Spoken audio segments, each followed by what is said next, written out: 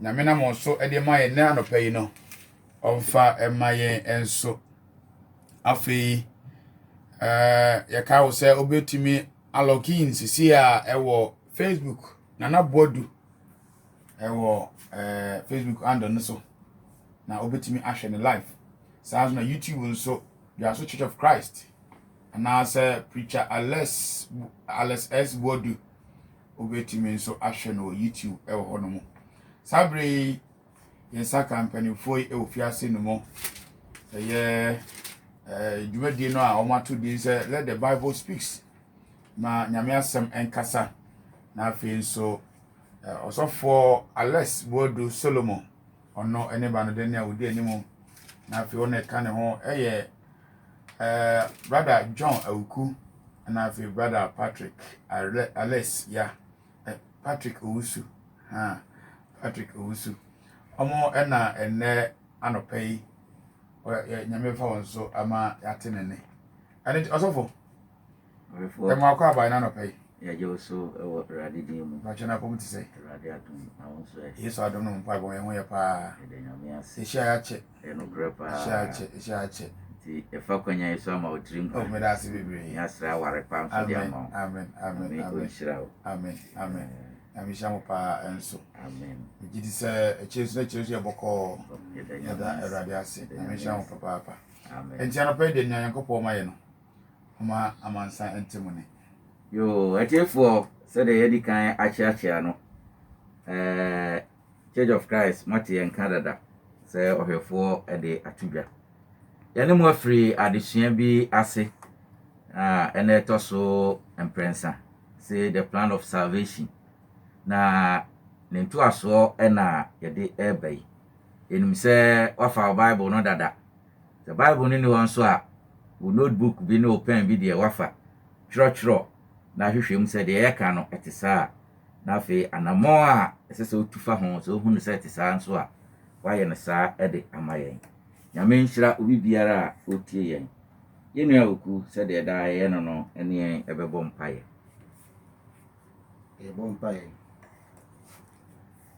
yɛda wase ipe nyinaa nkwakorɔfoɔ na nyame nanso woni akɔso asan adi ne yie ebio bambɔ no hwɛ so panti wodi anam akɔso asi ama ene den so wodi adom yɛ nkwa emi yɛ sɛ emfi nnwuma biara mu na emfi tiri ne bi mu ɛyɛ wo Nyankopɔn tiasefo wadom ara kwa ɛna wodi adom yɛ da wase nso pɛmpɛnso a wodi aba beduro ene den egya dwumadie ne ɔkasafoɔ enyina hyɛ nsa sɛ ɔrade wankasa bɛfa dwumadie nyinaa dumu etiefoɔ mpempem a etie yɛn so yɛde wɔn nyinaa ɛba w'anim sɛ ɔhempɔn wankasa bɛtene nsa a nso na ne yɛsua yi wobɛkɔ so ama yɛ mu ntiaseɛ awie no nyinaa yɛhwɛ nkwagye akyi akwan nyinaa de kra abafɔde ama brɛ tiase yafa ɔrade sɛ yɛ kra ne yɛagye nkwa yanam a yɛbɛtu asase so nyinaa ayɛ Onyankopɔn pɛ mu ankyɛ na sɛ wotu nsa frɛ yɛ a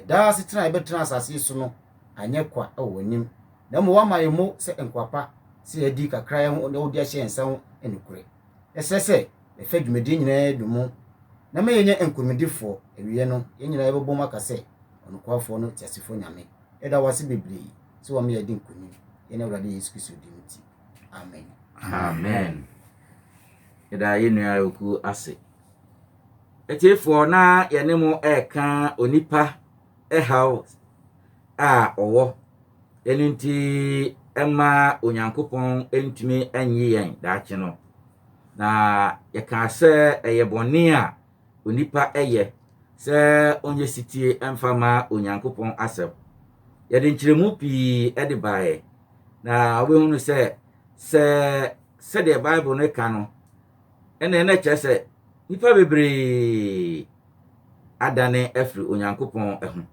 na ɛno nso ɛde ɔsɛyɛ anaasɛ ɔyera ɛbɛbrɛ saa nipa yi awieɛ brɛ no Onyankopɔn ɛmpɛ sɛ nipa ɛbɛyera saa sɛdeɛ da no yɛkenkan Petro nwoma no ɛkyerɛ yɛn no enti ɔde ɔkwan atoɔ ama yɛn sɛ saa ɔhaw yi a ɛwɔ nipa so no yɛbɛtumi adi yɛn ho afiri mu nti ɛnɛ no yɛbɛtoa so na yɛahwɛ the plan of salvation no ase no yɛbɛnya good news for man's problem.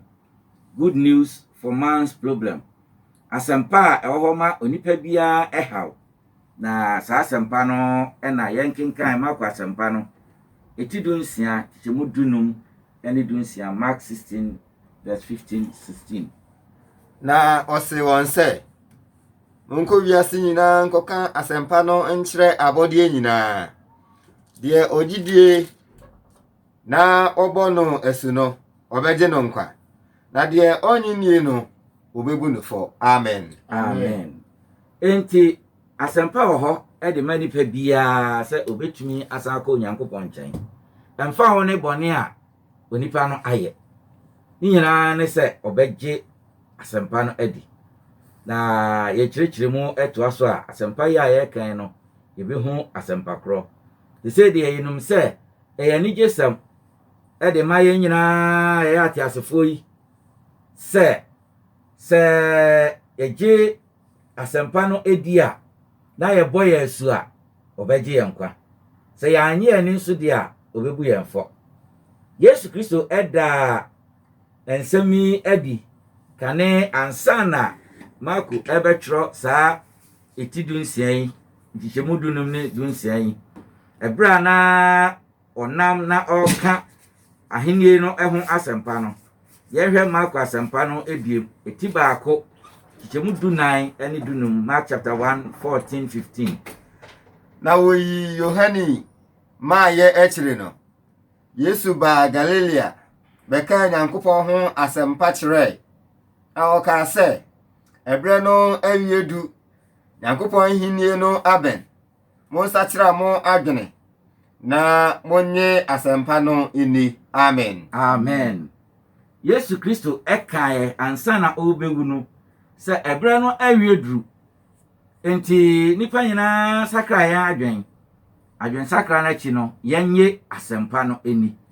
Enti asɛmpa pa bi wɔ hɔnom ɛma obiara wafom na ɔnte Kristo nkyerɛkyerɛ num no sɛ obɛtumi adane ne ho ɛberɛ a ɔbɛgye saa asɛmpa yi adi. Saa na Yesu Kristo kaeɛ ɔno ara n'anom asɛm mu. Ɛne sɛ te saa deɛ a sɛdeɛ Yesu kaeɛ na yɛme ne wo mmienu nyinaa sɛ yɛsua biribi ɛfiri deɛ Yesu kaeɛ no emu. Na ɛtumi ho kwan bɛfa so a yɛbɛbɔ yɛn bra asɛmpa yi enti na wagye yɛn kwa. Yohane asɛmpa yi 6 nkyɛmu 45 John chapter 6 verse 45. Wɔatwerɛ no adiyifoɔ no mu sɛ, wɔn nyinaa bɛyɛ onipa a Onyankopɔn akyerɛkyerɛ wɔn. Obiara a wate afiri Agya no nkyɛn na wasua no na ɔbɛba me nkyɛn. Amen. Amen. Nipa nyinaa ebetumi ayɛ Nyankopɔn ɛma. Saa na Nyankopɔn asɛm ɛka. Enti yɛnka sɛ obi ayera anaasɛ obi ɛde ɔnam kwan no so. Nipa nyinaa ɛwɔ ho kwan sɛ yɛbɛ Nyankopɔn nkyɛn. Na mmom no ɛyɛ hwan deɛ ɔtena Yesu Kristo nkyerɛkyerɛ no mu. Deɛ ɔde Yesu Kristo asɛmpa no ɛyɛ adwuma na ɔde bɔ ne bra. Enti ɛsɛ sɛ yɛsua Yesu Kristo sɛdeɛ n'asɛm ne teɛ. Ɛsɛ sɛ yɛhunu sɛdeɛ asɛm ne teɛ. Ɛsɛ sɛ yɛbɔ yɛn bra sɛdeɛ asɛm ne teɛ. Na yɛsom Onyankopɔn sɛdeɛ asɛm no ɛteɛ ɛnso so emu. Enti ɔdɔfoɔ nhyehyɛe no ɛwɔ hɔ ma onipa biara. Na saa na Onyankopɔn nso ɛde ato hɔ sɛ asɛmpa yi mu ɛna obetumi afa so agye yɛn kwa. Enti ɛsɛ sɛ obiara agyidi anaasɛ obiara nya gyidie ɛwɔ Yesu Kristo mu. Wei yɛ asɛm a John kaeɛ sɛ de Nyankopɔn hu wiase na ɔpɛɛ sɛ ɔfa ɛkwan bi so na ɔgye wiase. Yohane asɛmpa 3 nkyɛmu 16 John chapter 3 verse 16. Na sɛdeɛ Onyankopɔn dɔ wiase nie, sɛ wɔde ne ba a ɔwoo no korɔ no maayɛ, na obiara a ɔgye no die no anyera, na wɔnya daa nkwa. Amen. Amen. Saa asɛm wei da biara me deɛ sɛ obi bɔ so a na me akasa koraa me bɔ so a deɛ metae ka kyerɛ me ho anaasɛ wɔn a ɛtie me ne sɛ wei deɛ nkwala quotation. Ɛsiane sɛ yɛfiri yɛn mmɔfra ase ɛna yɛkyerɛkyerɛ yɛ saa asɛm yi ɛde gu yɛn tirim said Onyankopon do wiase ni so ɔde ne ba wo no kro no ɛmaaye obia ɔgye ne di na anyira no anya dankwa ɛyɛ asɛm a yɛka no ya no nanso emuduro ne de yɛntumi ankari emuduro no na yɛhu sɛdeɛ saa asɛm wei ebetumi aboa yɛn anaasɛ ebetumi aha yɛn Nyankopɔn ɛdo wiase yɛn bɔne nyinaa mu no efiri Adam so ɛde ba besi ne ɔdɔ yɛn enti ɔmpɛsɛ yɛbɛyera na mmom ɔpɛsɛ yɛtumi ba ne nkyɛn ɛkwan baako pɛ so ɛne sɛ yɛbɛgye ne dɔba Yesu Kristo no adi na yɛgye ne di a yɛnyera na yɛnya daa nkwa wobɛka sɛ wogye ne di ɛsiane sɛ wobɔ ne din baabi a wosom wobɛka sɛ wogye ne di ɛfiri sɛ woasɔre a wokɔ no ɛyɛ Yesu din na ɛda so obi koraa bɛka sɛ ɛyɛ Bible ɛtɛda bi a obi aka asɛm na wie no so pɛ asɔre a ɛgye Bible di na kɔ Yesu Kristo asɛm no ɛnkyerɛ saa na mmom no ɛkyerɛ sɛ nnipa nyinaa mu no ɛsɛ sɛ obiara agye di sɛ Yesu Kristo ɛne Nyankopɔn ba ɛsɛ sɛ obiara agye di sɛ Yesu Kristo ne Nyankopɔn ba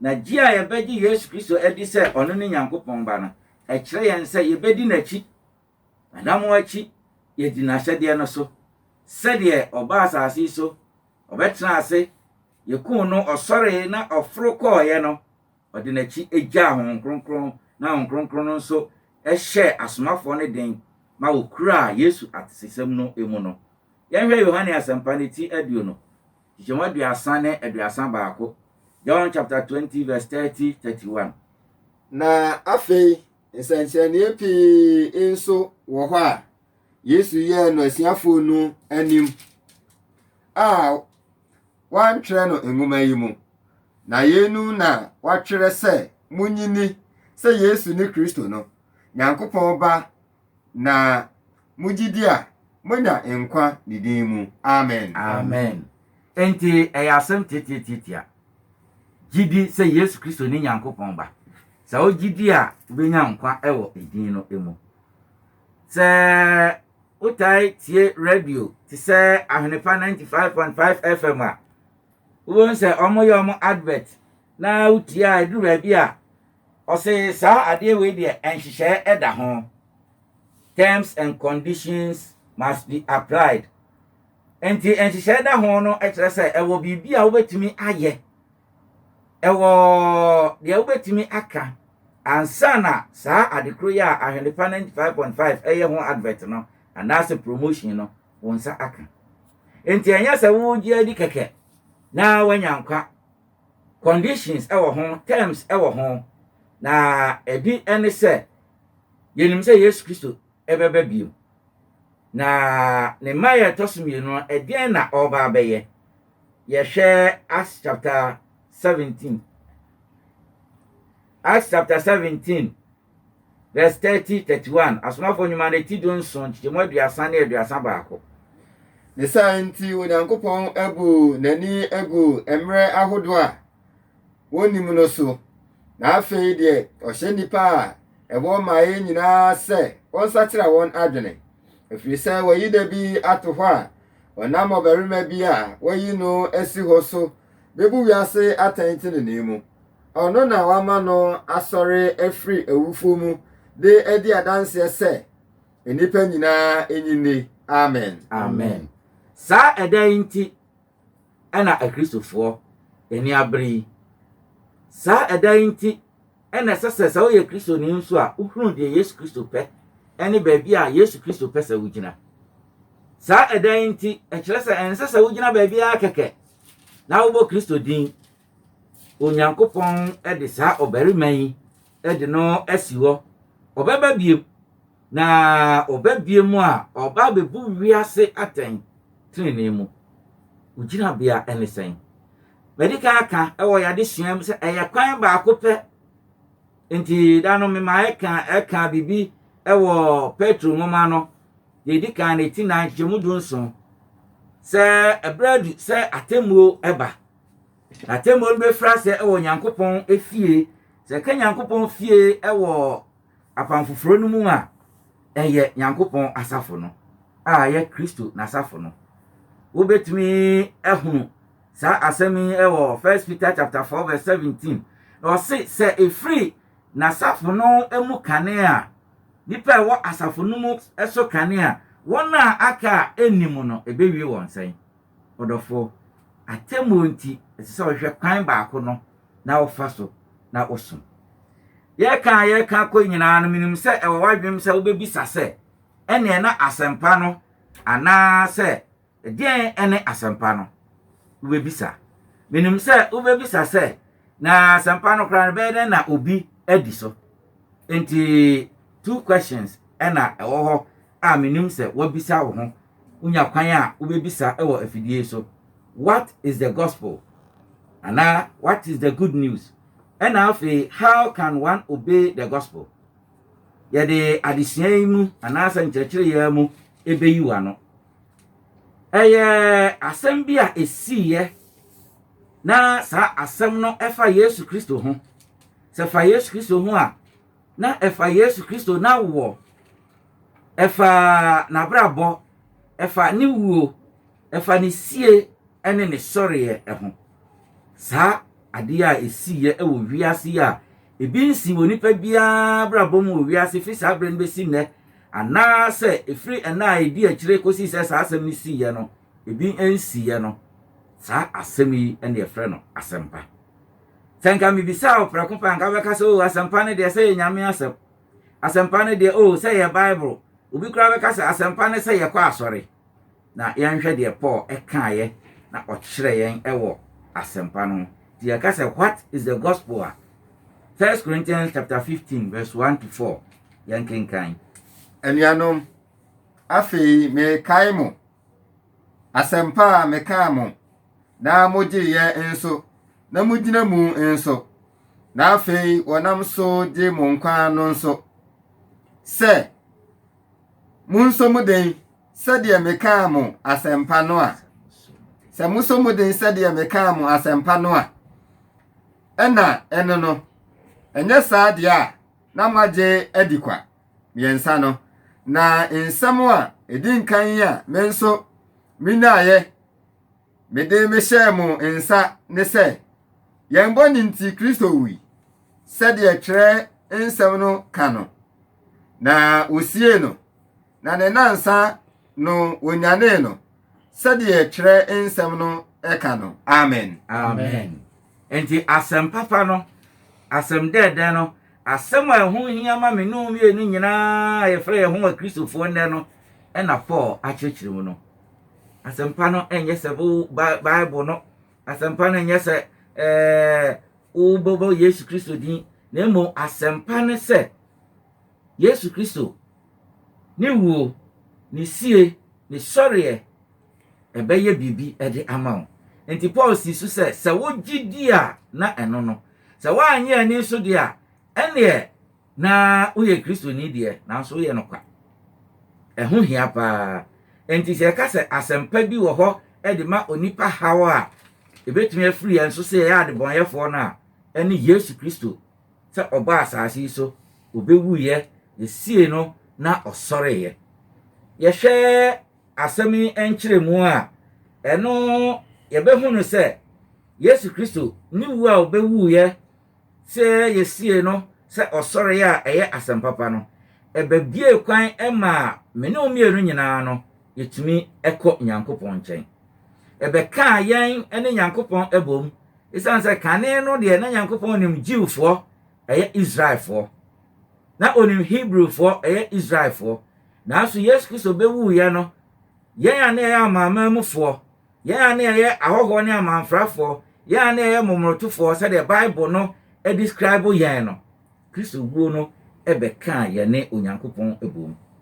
enti saa adeɛ wei ayɛ ɛkwan abɛda hɔ ma nipa nyinaa a ɛpɛ sɛ ɛkɔ Nyankopɔn nkyɛn no sɛ yɛbɛtumi akɔ yɛhwɛ Korintofoɔ nwoma a ɛtɔ so 2 ɛtinum kyikyɛmu 18 kɔsi 21 2 Corinthians chapter 5 verse 18 to 21 na yɛn nyinaa firi Nyankopɔn a wɔnam Kristo so apata atwe yɛn afam ne ho na ɔde mpatasom ama yɛn no ɛne sɛ Onyankopɔn wɔ Kristo mu a ɔrepata twe wiase fam ne ho na wɔamu wɔn mfomsoɔ angu wɔn so, na wɔde mpata asɛm no ahyɛ yɛn nsa.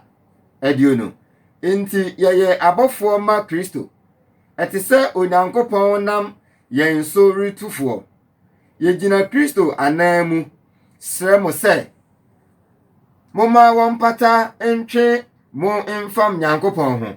Ɛfiri sɛ deɛ onim bɔne no ɔde no yɛ bɔne maa yɛn, na yɛayɛ Nyankopɔn tenene wɔ ɔno mu. Amen. Amen. Enti sɛ yɛn yɛbɛyɛ Nyankopɔn tenene no ɛnam Yesu Kristo mu. Ɔnam ne wuo a owuiɛ no so, ɔnam ne sie a yɛsie no so, ɔnam sɔre a ɔsɔre firi awufo mu no so no, ayɛ mpata adeɛ ɛde ama me no mmienu. Sɛ yɛnam no so betumi akɔ Nyankopɔn nkyɛn. Ɛno na ɔnam nkronkron no so ɛde hyɛ Paul nom ɛnsa, ɛde hyɛ Peter nom ano, ɛma wotumi kaeɛ ɛde besi nnɛ a yɛto aso yi. Ɔdɔfo a wotie me, nkwagye wɔ hɔ ma obiara, nanso ɛyɛ kwan baako pɛ sɛ onipa ne nam Kristo so ɛna obetumi anya saa adeɛ wei. Ɛfiri sɛ Kristo ɛna ɛbɛyɛ mpata adeɛ ɛde ma me no mmienu sɛdeɛ Paul akyerɛkyerɛ mu no. Enti duru baabi no na Paul ɛbɔ yɛn kɔkɔ sɛ wɔn Paul no mo wɔ asomafoɔ no mu anaa mpo sɛ abɔfoɔ bi firi soro ba bɛka sɛ asɛmpa wei anyway na ɛyɛ foforɔ sen deɛ wɔn aka no a na obi anye. Enti enkyerɛkyerɛ no ɛsom no asafo no ɛwɔ Kristosom no ɛyɛ baako. Foforɔ bi ani hɔ a abɔfoɔ bi ba bɛka, foforɔ bi ani hɔ a ɔsɔfoɔ bi ba bɛka, ɛyɛ baako pɛ naa. Enti ɛno na yɛn nyinaa ɛsɛ sɛ yɛfa so. Ɛfiri sɛ ɛno ne mpata adeɛ a Yesu Kristo ba bɛyɛɛyɛ na ɔde bie kwan maa yɛn sɛ yɛbɛtumi akɔ Onyankopɔn nkyɛn. Enti saa adeɛ wei a Yesu Kristo bɛyɛɛyɛ no, ɔnam so ɛde n'asafo esi hɔ. Yɛde kan ka kyerɛw sɛ Yesu ɛhyɛ ho bɔ. Ɔde akyerɛ gya Peter anaasɛ Petro. Na ɛbrɛ no duruyɛ wɔ asomafoɔ nnwuma no mu no, Petro egyina asomafoɔ nkaeɛ no nyinaa nan mu ɛda saa asafo a yɛ nokorɛ asafo yi adi. Na ɛno akyiri no a Paul bɛwura mu bi no, tie deɛ Paul ɛkaeɛ ɛwɔ Efesofoɔ nwoma ne ti baako Jema 22 Ephesians chapter 1 verse 22-23. Sei ana hɔ kenkan. Na ɔde ade nyinaa ahyɛ ne nan ase. Na ɔde no ayɛ nneɛma nyinaa sutiri ama asafo a ɛne ne nipadua ne deɛ ɔhyɛ adeɛ nyinaa ma wɔ nneɛma nyinaa mu no mayɛ. Amen. Amen. Enti hemfa na wogyina sɛ wo so yɛ Kristoni a ɔse yɛde adeɛ nyinaa na sɛ ɔde adeɛ nyinaa ahyɛ ne nan ase. Adeɛ nyinaa mu di kanfoɔ ɛne ɔno Yesu Kristo. Na ɔde no ayɛ tire ɛde ama asafo a ɛyɛ ne nipadua no emu. Enti adeɛ nyinaa no wo ka ho bi, me so ka ho bi a yɛfrɛ yɛn ho sɛ akristofoɔ. Na sɛ yɛfrɛ yɛn ho akristofoɔ de a ɛhefa na Yesu Kristo di tire no ɛyɛ asafo no. Ɛnyɛ nsɔre o. Moma yɛmfa yɛn ho nto so saa. Na mmom no Paul ohuu yɛ sɛ de osua firi Kristo nkyɛn no ɔka kyerɛ yɛn sɛ yɛde Yesu Kristo ayɛ ade nyinaa so etire. Ɛyɛ ne nipadua a ɛne asafo no. Nya adagye a obetumi akenkan Colossians chapter 1 verse 18 na wobɛte nsɛm yi ase ɛyie. Enti sɛ me no mmienu yɛgye asɛmpa no edi a ɛwɔ ho kan sɛ yɛkɔ Nyankopɔn nkyɛn. Na ɛkwan bɛn so ɛna yɛfa gye di. Ɛkwan bɛn so na yɛbɛtumi aba Yesu Kristo mu na n'asafo no a ɔyɛ so tiri no yɛtumi awura mu bi. Ɛne sɛ yɛbɛnuma yɛn ɛwɔ nsuo mu anaasɛ yɛbɛbɔ yɛn asu sɛdeɛ yɛtae ka no. Ɛno nso Paul ɛkyerɛkyerɛ mu yie ɛde ma yɛn ɛwɔ Romans chapter 6 verse 3-6. Roman fo nwoma no etinsia nkyɛmu yɛnsa kosi nsia no. Sei ana ɛhɔ ɛkenkan. Anaasɛ munim sɛ yɛmu dodoɔ a ɔbɔɔ yɛn asu kɔɔ Kristo Yesu mu no ɔbɔɔ yɛn asu kɔɔ ne wuo mu. Enti wɔnam owuo mu asubɔ so asie yɛn no sɛ sɛdeɛ wɔnam agya no animuonyam so nyane Kristo firi awufuo mu no Sara na yɛn nso yɛnante nkwa foforɔ mu. Na sɛ yɛne no ayɛ baako wɔ wuo mu no, sɛ yɛne no ayɛ baako wɔ wuo mu no, sɛ yɛne no ayɛ baako wɔ owuo mu no, sɛ yɛne no yɛnim yie sɛ wabu yɛn nipa dada ne mpamakyɛmɔmfa nkyɛme. Sɛ yɛne no bɛyɛ baako wɔ wusɔre mu ne no, nsia no, na yɛnim yie sɛ wabu yɛn nipa dada ne no asɛnnua mu. Sɛ bɔne no nipadua awu, na yɛnsom bɔne ebi mu. Amen. Amen. Enti ɔdɔfoɔ, nkwagye wɔ hɔ ma wo. Yesu Kristo yɛde no ayɛ asafo no sutire a ɛne ne nipadua. Sɛ wowura mu bi a, ɛte sɛ wanya nkwagyeɛ. Wabrabɔ papa anaa sɛdeɛ yɛtaa ka sɛ wabrabɔ tenenee ewie pɛyɛ ɛwɔ saa asafo yi mu.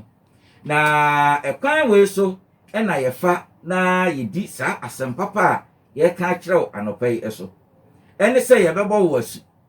Na akɔyɛ te sɛ deɛ Yesu Kristo wuyɛ anaasɛ yɛkum Yesu Kristo na yɛsie no na ne nansa so ɔsɔreeɛ no, wo nso wasubɔ no ayɛ nsɛsoɔ sɛ wo ne Yesu Kristo awu na wasɔre afiri awufuo mu.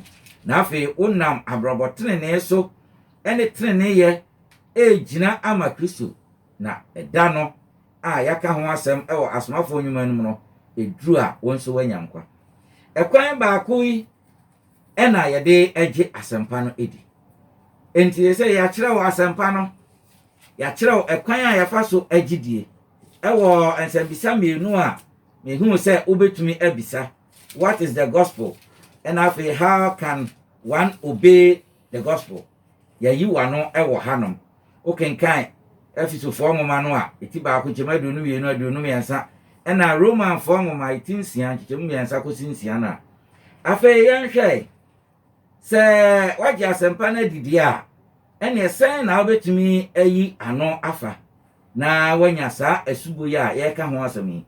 Yɛde nsɛm anaasɛ akwan ahoroɔ enum ɛbɛkyerɛkyerɛw anɔpa yi afiri Bible no mu na yɛaka sɛ ɛno ne kwan a obiara a Onyankopɔn pɛ sɛ ɔgye no ɛsɛ sɛ ɔfa so na ɔba Kristo nkyɛn na afei ɔtena n'asafo no mu.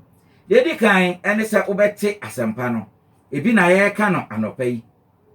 Ebi ɛna wobɛte sɛ yɛreka no mmea ahoroɔ. Na Ahwenipa 95.5 FM deɛ wobɛtaa ate ne daa memenda anɔpa na ɔna ne fa kɔsi na onum ne fa. Enti wei ɛne ɛkwan baako a ɛda hɔ ɛma yɛn. Na yɛnhwɛ deɛ Matthew asɛmpa no ɛti aduonu nwɔtwe kyikyɛmu edu nwɔtwe ɛne edu nkron no ɛka ne aduonu koraa. Na Yesu ba bɛkasa kyerɛ wɔn sɛ ɔde ɔsoro ne asase so tumi nyinaa ama me. Enti nkɔyɛ amanaman nyinaa masuafoɔ na mommɔ wɔn asu nhyɛ Agya ne Ɔba ne Honhom Kronkron din mu.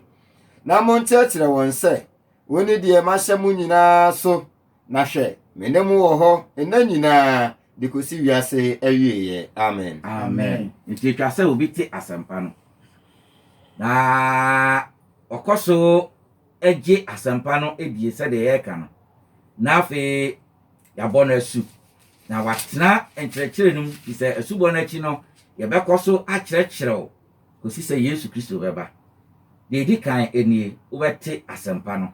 Nya adagye akenkan John chapter 5 verse 24-25. Yohane asɛmpa etinum kyɛmu aduonu nan ne aduonu num no ɛka ho. Deɛ ɛtɔ so mmienu ɛsɛ sɛ wogye asɛmpa no edie.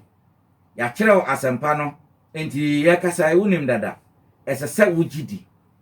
Sɛdeɛ John chapter 20 verse 30-31 kae no ɔse deɛ ɔgye di saa no ɔno ɛna ɛbɛgye no nkwa. Enti yɛnhwɛ John chapter 8 verse 24 na yɛnkɔhwɛ 47 no ɛmfa nka ho. Yohane asɛmpa timotwe kyɛmu aduonu nan ɛna aduanan nson. Aduonu ɛnan no. Enti mese mo sɛ mubɛwu mo bɔne mu. Na sɛ moanyɛ ani sɛ me ne no a mubewu mo bɔne mu. Aduanan so no ɛhɔ nso ɛkenkan sɛ deɛ ofiri Nyankopɔn mu no tie Nyankopɔn asɛm. Deɛ nti muntie wɔn ne sɛ mumfiri Nyankopɔn mu. Amen. Amen.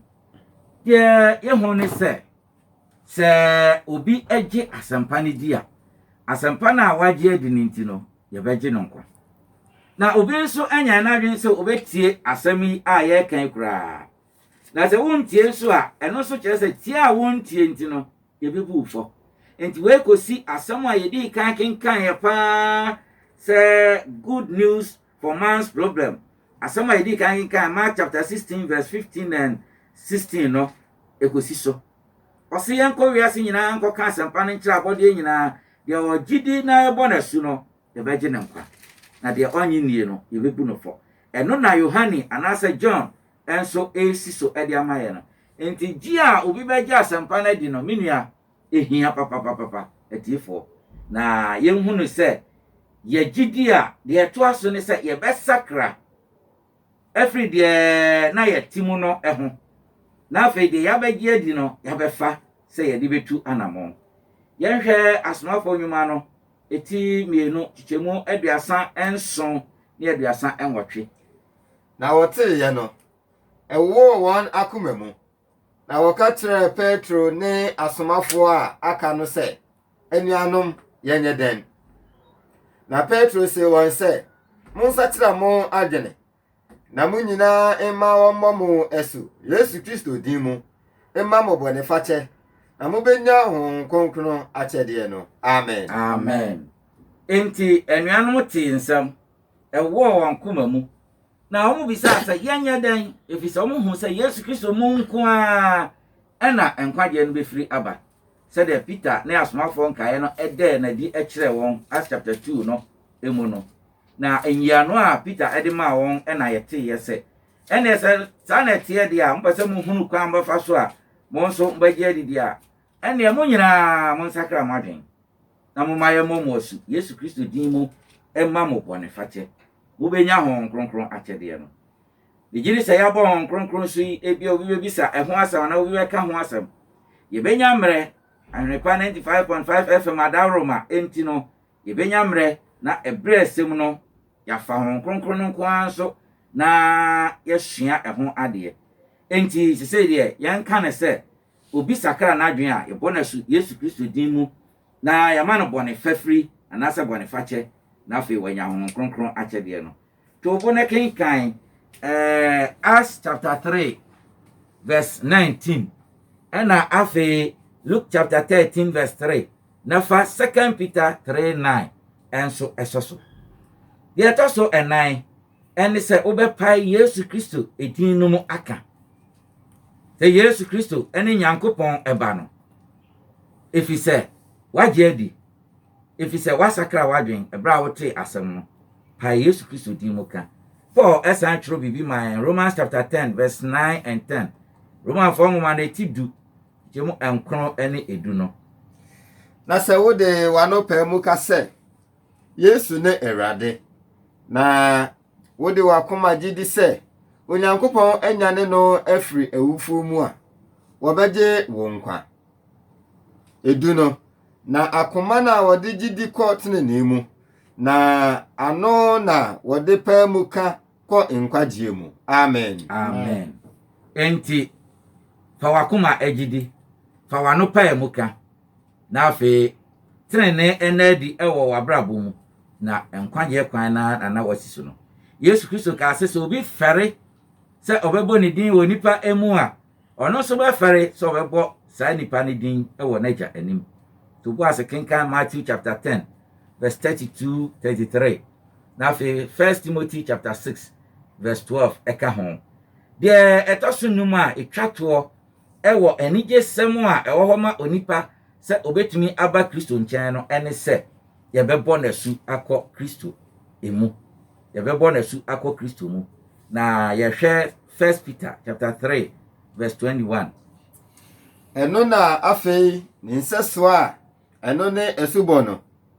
Gye mo nso nkwa a ɛnyɛ honam ho fi yi mu, na mmom ɛyɛ ahonimpa ho adebisa a Yesu Kristo wusɔre nti yɛnam so yɛ Nyankopɔn dea. Amen. Amen. Yesu Kristo wawu, esie no wasɔre. Ɔte Nyankopɔn nsa nifa so wɔ sɛdeɛ yɛnim wɔ Twerɛsɛm mu. Deɛ yɛbɛnya ho mfasoɔ ɛwɔ mu ne sɛ, yɛnam ne wuo ne sie no so ɛbɛba ne nkyɛn. Ɛyɛ ahonimpa adeɛ de ma nipa nyinaa. Nti ɔse saa Yesu Kristo wuo ne sie ne ne sɔreɛ no, ne nsɛsoɔ adeɛ ɛwɔ yɛn mu anuanom ɛne sɛ yɛbɛbɔ yɛn asu. Nyɛ deɛ ɛbɛyɛ yɛn ho fi, na mmom deɛ ɛbɛdware yɛn, ɛbɛhohoro yɛn ho ma yɛatumi atena Kristo mu. Nicodemus ɛkɔɔ Yesu Kristo nkyɛn mmerɛ bi Twerɛ Kronkron no mu Yohane Asɛmpa no ɛti mmiɛnsa no. Na deɛ no wate afiri Yesu ano, deɛ no wahunu wɔ Yesu ho no, na ɛyɛ no nwanwa. Nti n'asɛm a ɔkɔbisaa ne sɛ, ɔpɛ sɛ ɔhunu ɛkwan a ɔbɛfa so a ɔbɛnya nkwa, sɛdeɛ Yesu kyerɛkyerɛ no. Na Yesu ka kyerɛ ne sɛ, gye sɛ yɛfiri nsuo ne honhom mu awo no ansa. Nti ɔse sɛ yɛmfiri nsuo ne honhom mu anwo obi a ɔntumi nhyɛn Nyankopɔn ahenni mu. Deɛ ɔgye di ɛberɛ a yɛka asɛmpa no na ɔtie na yɛbɔ no asu no, yɛbɛgye no nkwa. Deɛ ɔnyi ni no, yɛbɛbu no fɔ. Enti asubɔ yɛ adeɛ baako a ɛdi mu paa wɔ Kristoni bi abrabɔ mu. Wobɛbisa me sɛ, sɛbio wodini na ɔsan Yesu Kristo nsa nifa so bra yɛbɔɔ no asɛnnua mu no, ɛne baako a na ɔsan benkum no, Yesu Kristo ɛka sɛ baako na ɔwɔ nifa no bɛka no ho wɔ paradise, na deɛ na ɔsan benkum a no sɛbio ɔtoto ayampia ne deɛ na ɔde n'ani bɛkyerɛ ɔsɛ yi mu. Saa deɛ na ɔsan nifa no ɔbɔ asu anaasɛ wɔammɔ asu. Bɛyi ano sɛ Yesu Kristo ɔne daa nkwa mfare bae, na ɔsan asɛnnua no so, na ɔde ne ho a ɛnyɛ yie san sɛ nhyehyɛe ne sɛ ɔmmɛwu anyi yɛ nkwa. Nanso na nkwagye kura no, nti ɔde nkwagye no ɛmaa owura no prɛko pɛ sɛ ɔbɛka no wɔ paradise. Ebiem asafo a Yesu Kristo de baayɛ, ɛsom a yɛ Kristo som a Yesu Kristo de baayɛ na ɛmfiri aseɛ. Enti na saa nhyehyɛe sɛ obi nyini bra obɛtie asɛm no, obi nsakra n'adwen, obi mpae mu ka, obi mmɔ so no, na ɛnyɛ adwuma kɔsi sɛ Acts chapter 2 yɛtee ho nsɛm yi. Enti Yesu Kristo ɛde ne ho sɛ ɔma obi nkwa. Saa ɛna ɛyɛɛyɛ. Enti nnuanom, yɛyɛka nyinaa ne sɛ yɛyɛ bɔne te sɛ deɛn a Onyankopɔn ɛwɔ ho kwan sɛ ɔgye yɛn, na ɔbɛgye yɛn na a ɛnam Kristosom mu, na ɔbɛgye yɛn na a ɛnam Yesu Kristo n'asafo no emu. Nyame yɛ adom a yɛbɛsan atoa so na wɔtwe sɛ nnɛ na yɛbisa yɛn ho sɛ ɛhefa ɛna Nyankopɔn ɛhwɛ sɛ obiara ɛbɛwɔ. Awurade nhyira yɛn sɛ yɛka asɛm dɛdɛ yi ɛde kyerɛ wo. Awurade nhyira wo nso so sɛ wotie yɛn ɛnɛ nso. Awurade nhyira Ahwenepa 95.5 FM sɛ wɔn nso so ama yɛn ho kwan. Awurade nhyira ɔhwɛfoɔ nso sɛ okyinkyim mfidie mu a yɛn Kristo